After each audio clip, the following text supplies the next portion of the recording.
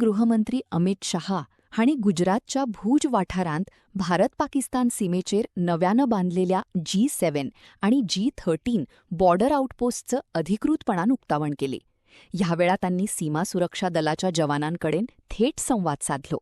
सीमेवरी सुरक्षेच्या सध्याच्या परिस्थितीचो आणि सिद्धतेचो नियाळ घेतलो. तसेच कठीण आणि आव्हानात्मक परिस्थितीत देशसेवा करपी जवानांच्या वावराचे खाशेली तोखणाई केली. अहर्निश देश की सीमाओं की सुरक्षा करने वाले मेरे सभी सीमा प्रहरियों को मेरा राम राम प्रणाम.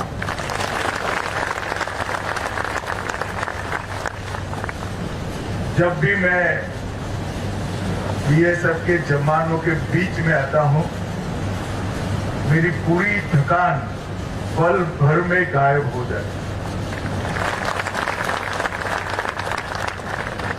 क्योंकि जब चौकी पर पहुंचते हैं तो जहां आप रहे हैं वहां रहना कितना कठिन है वो आते आते ही मालूम हो जाता है. और यहां आने के बाद जब आप हंसते हुए चेहरों के साथ भारत की सीमाओं की सुरक्षा करते हुए देखते हैं, तब हमें लगता है कि हमारा काम बहुत सरल है. हमें तो कम से कम थकने का अधिकार नहीं है. जब आप नहीं थकते हो तो हमें थकने का अधिकार है. बीएसएफ ने स्थापना से लेकर अब तक 60 साल में 66 से लेकर 2026 तक दो सबसे कठिन सीमाओं की सुरक्षा का जिम्मेदारी उठाई. एक पाकिस्तान की सीमा और दूसरा बांग्लादेश की. और इस सीमाओं में इतना बड़ा अंतर है कि बीएसएफ के जवान का रिटायर्ड होते होते -45 डिग्री से लेकर +45 डिग्री तक हर मुकाबले का सामना आपको करना पड़ता है. कहीं कच्छ का दुर्गम रेगिस्तान है, सरक्रीक और हरामी नाले की दलदली जमीन है, कहीं राजस्थान के रेत के टीलों के बीच में 50 डिग्री टेम्परेचर के बीच में आपको काम करना पड़ता है. मैं अभी सांचू गया था, तो जब कैंप पर पहुंचा तो 46 डिग्री टेम्परेचर था. सांचू गया तो तपे हुए टीलों में 50 डिग्री तक टेम्परेचर था.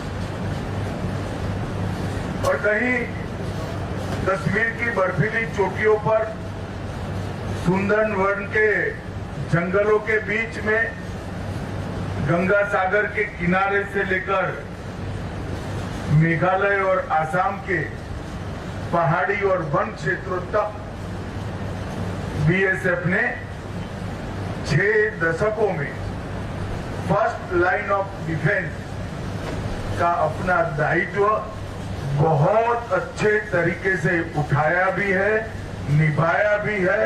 और इसके लिए 2000 जवानों ने अपना सर्वोच्च बलिदान दिया है. और इसी के कारण न केवल भारत सरकार, 140 करोड़ की जनता हमेशा बीएसएफ के प्रति अपना अहोभाव भी रखती है, सम्मान भी रखती है और श्रद्धा से चैन की नींद भी सोती है.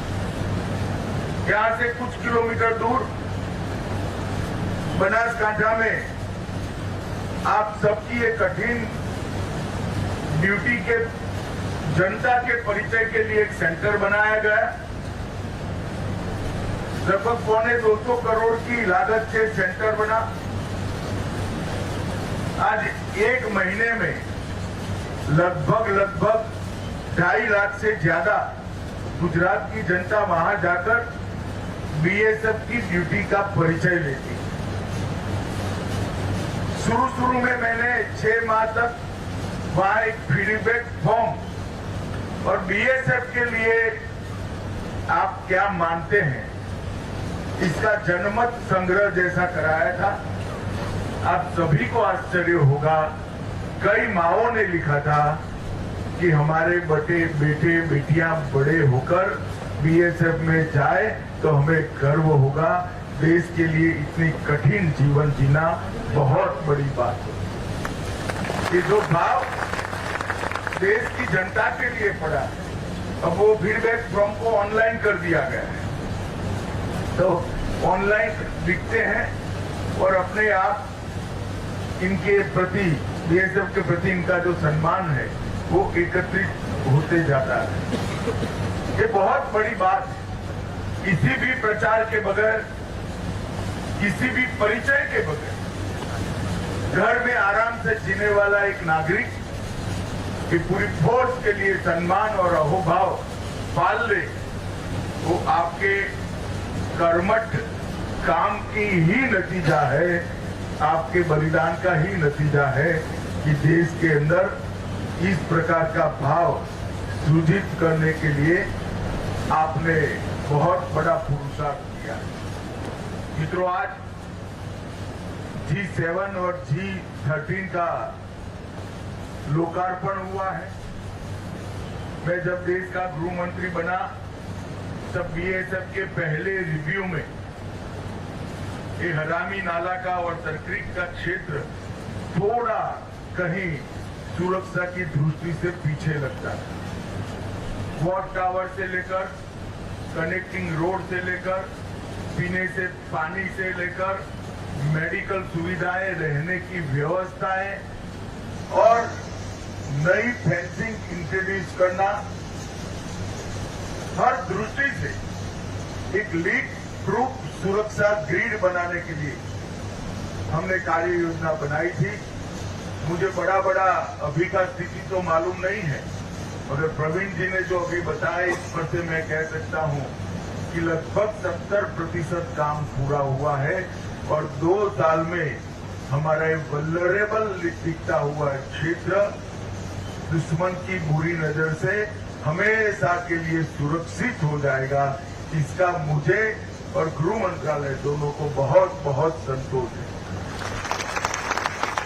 हम यहाँ विषम आबोहवा के कारण, विषम जलवायु के कारण आपकी जो दिक्कतें हैं वो कम नहीं करते, वो आपकी ड्यूटी का हिस्सा है, मगर हम ऐसा सुविधा तो दे सकते हैं कि इसकी कम से कम तकलीफ आपको हो। और इसके लिए देश के प्रधानमंत्री और भारत सरकार का गृह मंत्रालय दोनों अहरनिश चिंतित है और अहरनिश काम करते हैं।